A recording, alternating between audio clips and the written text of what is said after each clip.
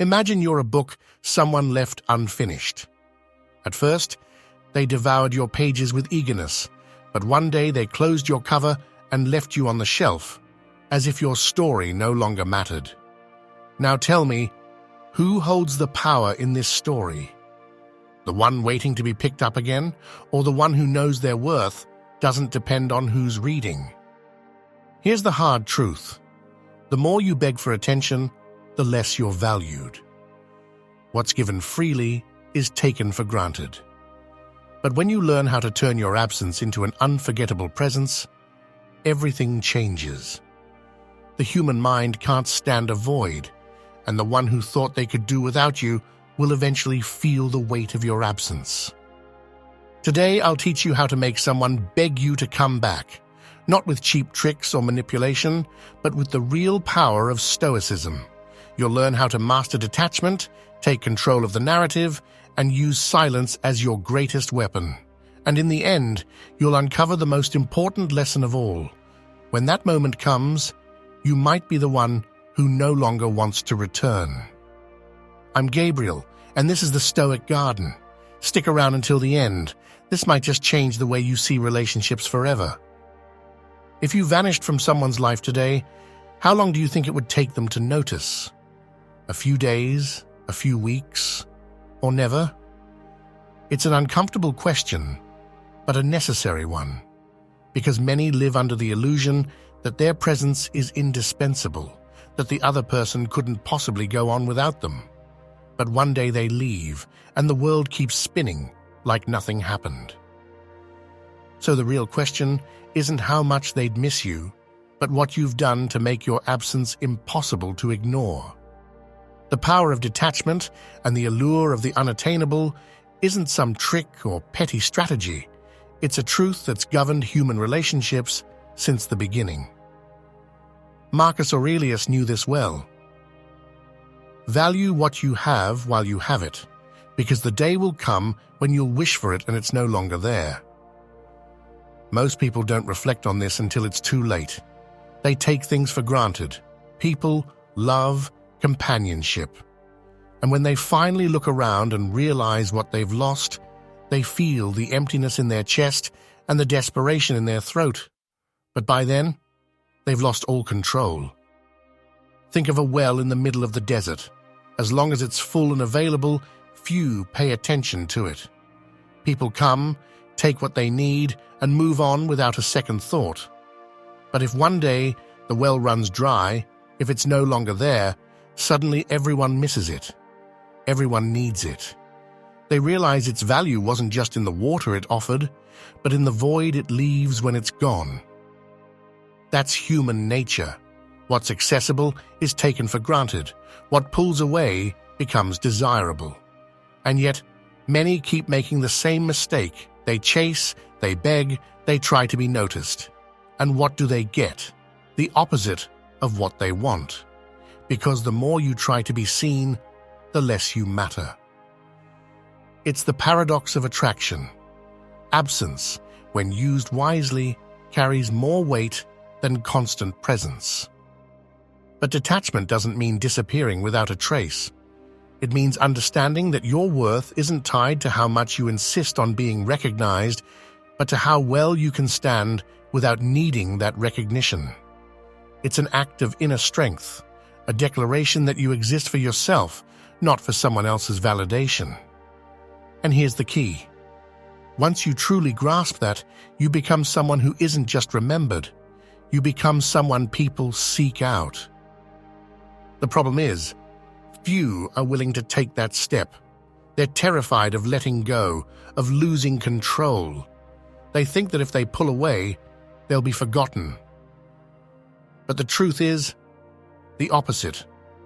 Only when you stop being available, when you show that you don't need anyone to feel complete, do you become truly unforgettable, and the one who once thought they could live without you will sooner or later feel the weight of their mistake.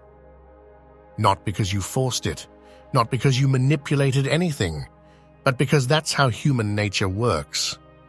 When something we took for granted disappears, the void it leaves behind becomes the clearest proof. of its value. Silence can be more powerful than any word, but most people are afraid to use it. They'd rather fill the emptiness with excuses, with begging, with explanations no one asked for, because silence implies acceptance, and accepting that someone doesn't value you the way you hoped, that hurts. Yet it's precisely in that space of absence where true transformation begins. We've reached the second key point of this video, the paradox of silence and its impact on the other person's mind. When someone gets used to your presence, to your unconditional availability, to the certainty that you'll always be there no matter how they treat you, their mind gets comfortable. They place you in a predictable corner of their life, like a piece of furniture that never moves, always serving its purpose without asking for anything in return. But the day you go silent, the day you choose not to react, not to respond, not to demand answers, something shifts. Their mind becomes restless. They wonder what happened, why you're suddenly gone, why all that's left is the echo of their own voice. Stoicism teaches us that self-mastery begins with control over our reactions. Epictetus put it simply, if someone speaks ill of you, don't try to defend yourself with excuses. Just reply, clearly, you don't know me very well. That's what well-managed silence looks like. It's not pride, it's not contempt, it's the understanding that you don't need to justify your worth to someone who failed to see it. Because when you stop feeding the cycle of words and arguments, you force the other person to face their own conscience, and that confrontation can be far more brutal than anything you could ever say. People underestimate the power of emptiness. They don't see that absence leaves a deeper mark than any forced presence. When you stop sending messages, when you no longer ask how they're doing, when you let go of trying to make things go back to how they were, the other person is left alone with their own indifference. And sooner or later, they'll start to wonder if maybe, just maybe, they made a mistake. If maybe they let go of something that was actually worth holding on to. But here's the crucial point. Silence isn't a tactic for manipulation. It's a tool for reclaiming your dignity. If you use it to provoke a quick reaction, to pressure someone into coming back, then you're still a prisoner of their approval. But if you use it to prove to yourself that you don't need to convince anyone of your worth, then you've already won. In life, the one who talks the most loses, because the need to explain, to justify, to make someone understand, it's just a disguised form of insecurity. On the other hand, the one who knows how to be quiet, who doesn't beg for attention, who lets time do its work, that's the one truly in control. Christ himself remained silent before those who accused him, not because he didn't have answers, but because he knew he didn't need to give them. His truth didn't depend on others accepting it, and the same goes for you. You don't need someone to admit their mistake for your worth to exist. You don't need anyone to come back to prove you deserved better. All you need is the certainty that when someone misses you, it won't be because you forced them to. It'll be because their own mind reminded them of what they lost. Silence, when used wisely, is a seed that grows in the other person's conscience. It's a mirror that reflects all the words you never said, but that echo louder than any speech. It's the echo of who you were, of what you gave, of what's no longer there. And when they finally understand that, when the weight of your absence becomes too heavy to bear, that's when they dare to ask, "Are you still there?" And in that moment, the choice will be yours. If you've understood the power of silence, then you already know that the emptiness you leave behind carries more weight than any words you could say. But here's where many people make a crucial mistake. They believe that absence alone is enough, that simply walking away will make the other person immediately feel their loss. It doesn't work like that. The next step is vital, because without it, you'll stay stuck in the same place. We've now reached the third point, independence as the most seductive weapon. Nothing unsettles someone who thought you were replaceable more than seeing you thrive without them. It's easy to forget someone who stays stuck, waiting, looking back. But it's impossible to ignore someone who keeps moving forward, someone who doesn't beg for attention because they've found something more valuable than external validation, their own autonomy. Real power doesn't lie in making the other person come back. It lies in becoming so whole, so self-sufficient, that the one who left starts to question their decision. Picture this. You have two houses in front of you, one abandoned, the other still lived in, cared for, full of life. The abandoned house gathers dust, falls apart, becomes a faded memory in the minds of those who once visited. But the lived-in house stands strong, its windows lit, its doors open to new possibilities. That's what it means to move on. If you become the abandoned house, you'll be nothing but an echo of the past. But if you become the house full of life, someone who grows, who evolves, you become unforgettable. Marcus Aurelius said, "Choose not to be harmed, and you won't be." That includes not harming yourself by waiting for someone who already walked away. Independence doesn't mean you can't love someone. It means their presence or absence doesn't define your life. So how do you apply this in real terms? Start by focusing on what you can control: your time, your body, your mind. Learn something new, improve your health, strengthen your spirit, not out of revenge, but out of self-love. Because when you stop thinking about who misses you and start thinking about who you are without needing anyone else, the power shifts. And here's the irony: when you truly reach that point, that's when the other person starts to feel your absence. Not because you did anything to make them notice, but because you stopped doing everything they once took for granted. That's when the thought creeps in. How is it possible they're moving on without me? And that's when regret begins to take shape.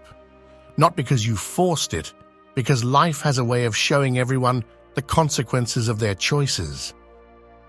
If this video has made you reflect so far, hit like and subscribe, because what's coming next will give you an even clearer view of how to reclaim your personal power. Tell me in the comments which country you're watching from and leave the phrase, "My independence is my strength." There are still important lessons ahead, and the last one will change everything. If you've understood that independence is your greatest strength, then you already know your life shouldn't revolve around who misses you or who decides to come back. But this is where many fall into a dangerous trap. They think that stepping away and focusing on themselves is enough for the other person to realize what they lost. So they wait. They glance over their shoulder. They wonder if their absence has been noticed, and without realizing it, they're still tied, not by the person's presence, but by their shadow.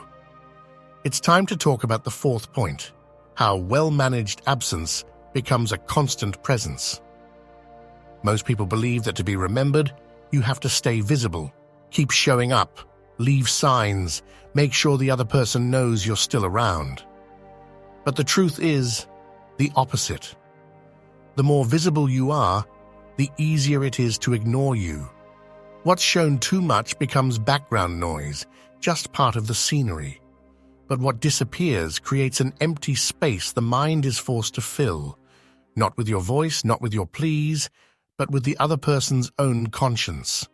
Marcus Aurelius understood this well when he wrote, "Nothing has such power to broaden the mind as the ability to set aside distractions. Because when the noise fades, the only thing left is the truth." This is where many people fail. They think letting go means vanishing completely, cutting off all contact, running to the extreme of indifference. But it's not about erasing yourself. It's about placing yourself in the right space, not so close you can be ignored, but not so far you're forgotten. It's the balance the Stoics spoke of, the middle point where you're not the one chasing, but neither are you the one fleeing. You simply are. You exist in your own orbit, effortlessly without needing to prove anything. And when you reach this state, the paradox takes effect. The other person starts to see you more, even though you're not there. The problem is that most people don't have the patience to reach this point.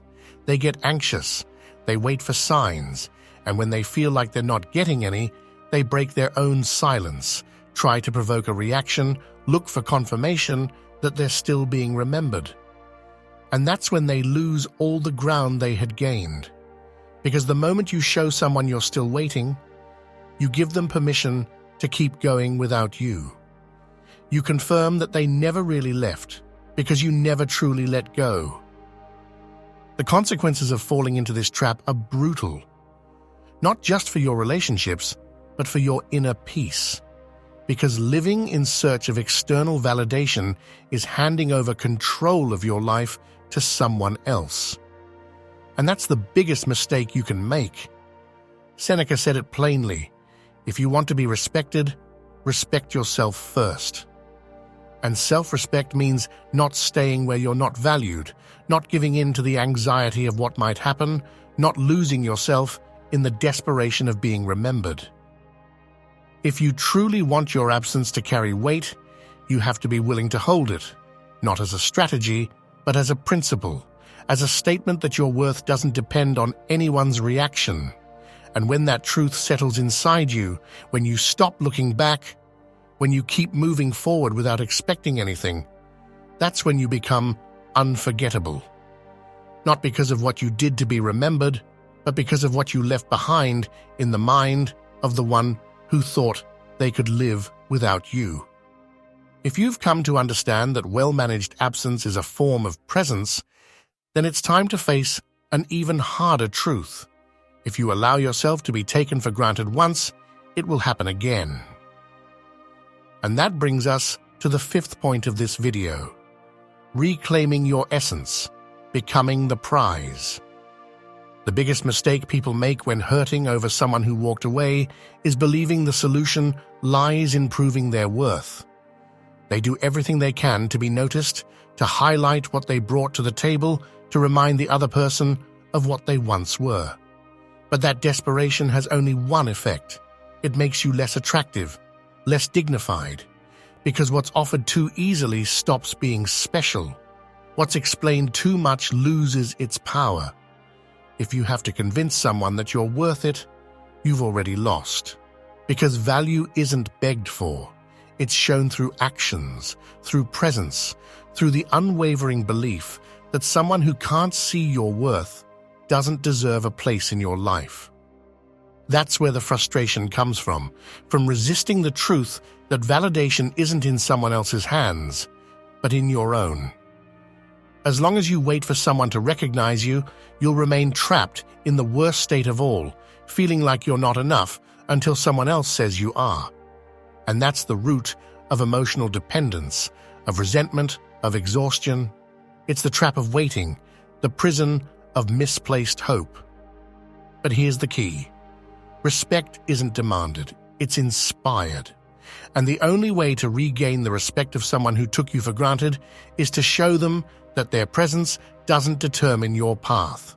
Not with words, not with blame, but through real transformation, by becoming the kind of person they never should have lost, not so they come back, but so you realize you never needed them as much as you thought. There are no magic solutions here, no shortcuts. The only way to rewrite the story is to change how you see yourself. And for that, you need to ask, what kind of person do I want to be from this point forward? Someone who rebuilds, who grows, who lives in a way that proves they don't depend on anyone, or someone who stays tied to the hope that one day the other person will open their eyes and return? The answer to that question determines everything that comes next. Because the person who knows their worth doesn't wait, doesn't beg, doesn't settle for being an option. The person who knows their worth becomes the prize. And when that happens, it's not you begging to be chosen, it's others regretting they didn't value you when they had the chance. If you've understood that your worth doesn't depend on anyone, and that the only way to be truly respected is to become the prize, then you already know you can't keep living as if someone else's validation is what gives your life meaning. But there's an even harder truth to face. Most people spend their lives waiting for recognition that never comes. And now we've arrived at the sixth point, where everything takes on a new dimension, taking control of the narrative and making sure you're remembered as an unfinished story. Close your eyes for a moment and imagine your life 5 years from now if nothing changes. Picture your days, the same conversations, the same routines. Imagine still being stuck in that place of waiting, holding on to the hope that someone will finally see your worth, clinging to the fantasy that one day they'll show up at your door full of regret. Now tell me, what do you think will happen first? That they come back, or that you become a shadow of who you once were? Because that's the trap of waiting. Time keeps moving, but you don't. The biggest mistake you can make is closing your story too soon.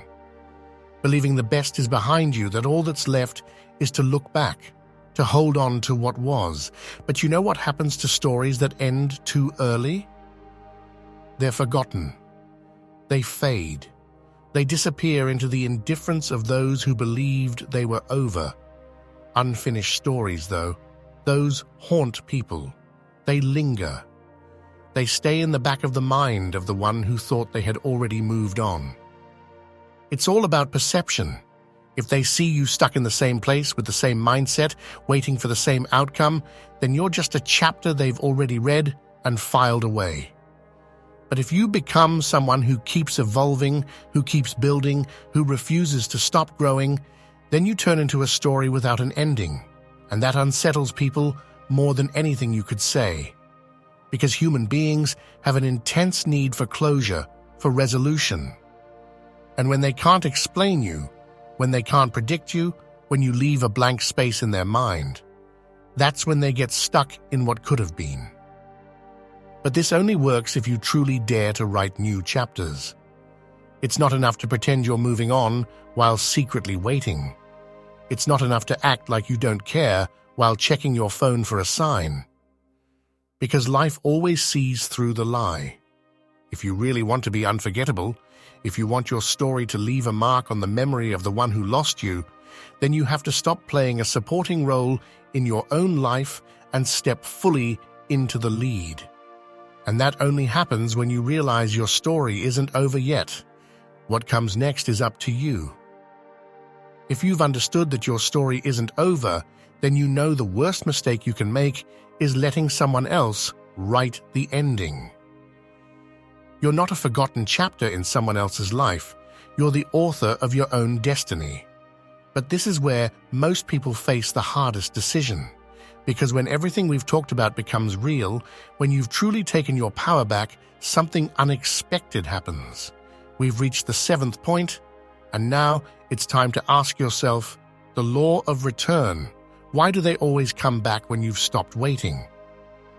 Life has a strange way of working. The more desperately you chase something, the more it slips away. But when you stop clinging, when you truly let go, when you move forward without looking back, that's when the things you thought were lost begin to find their way to you. Not because you did anything to make it happen, but because the absence of need is the clearest expression of self-worth. When someone walks away and you remain standing, when you don't beg, when you don't give in to the temptation of asking for closure, when you truly become an unfinished story, that's when they start to feel your absence, and that's when they come back. But here's the question no one asks. Do you actually want them back? Most people hold on to the idea of their return without ever asking if it's truly what they need. Days, months, even years go by, fantasizing about the moment that person realizes what they lost without ever stopping to ask the one thing that matters. Are you still the same person who once needed them? Or have you grown enough to see that what you were looking for no longer fits who you are? Seneca said, "There is no favorable wind for the sailor who doesn't know where he's going." And that's the real lesson in all of this. It's not about making someone come back. It's about knowing whether, when that moment comes, you'll be the one who wants to open the door. Because the greatest victory isn't in being wanted again. It's in realizing you no longer need to be. In looking at the person you once thought was essential and seeing clearly that the power was always yours. So when that day comes, and it will, when the message shows up, when the call comes in, when the excuse to return finally appears, I want you to ask yourself one last question. Are you still the same person who once waited for them? Because if the answer is no, then you've already won. If you've made it this far, it's because something inside you knows you can't keep living the way you did before. You're no longer the same person who started this video because you've seen the trap of waiting, you've understood the paradox of absence, and you've realized that the power was never in the hands of the one who left. It was in yours all along. But this is where most people stumble, where they get stuck in theory and never take the step that actually changes their lives. We've reached the 8th point, and now it's time to talk about the power of personal transformation and its impact on others. Nothing is louder than the growth of someone who was underestimated. There's no greater consequence for someone who took you for granted than watching you rise without them, watching you bloom without their approval, watching you become a version of yourself that no longer fits in their world. But this isn't about provoking a reaction. If the change you're chasing is just to impress someone else, you're still trapped in the same dependence. True transformation happens when you realize you have nothing to prove, only someone to become. What you do from this moment on will make the difference between being a fading memory or a presence that can't be ignored. And for that to happen, you have to move. Stop waiting for signs. Stop analyzing what they did or didn't do. Stop wondering if they'll ever regret losing you. All of that is wasted energy, time lost on a path that leads nowhere. Instead, commit to something real. Do something for you, something that shifts your routine, your body, your mind. Learn something new, strengthen your discipline, reconnect with a passion you left behind. There's no act more powerful than becoming better without needing anyone's applause. But here's the hard part. Most people don't sustain that change because deep down, they're still hoping the other person will see it. They keep glancing back, hoping for recognition, waiting for a reaction. And that's the mistake that undoes everything. If you truly want to transform, you have to do it with no external expectations, without wondering who's watching, without hoping someone regrets losing you. That's the only way change becomes real. That's how the power returns to you. Because the one who needs to be seen is still a prisoner, but the one who grows in silence, who strengthens without witnesses, that's the one who ends up making the biggest impact. The responsibility is yours. There are no shortcuts, no magic formulas. If after everything we've talked about, you're still waiting for something from someone else, then none of this will have mattered. But if you decide to act now, if you take control of your story and move forward without looking back, everything will change. Not for them, but for you. Because life doesn't reward those who wait. It rewards those who dare to evolve without asking for permission.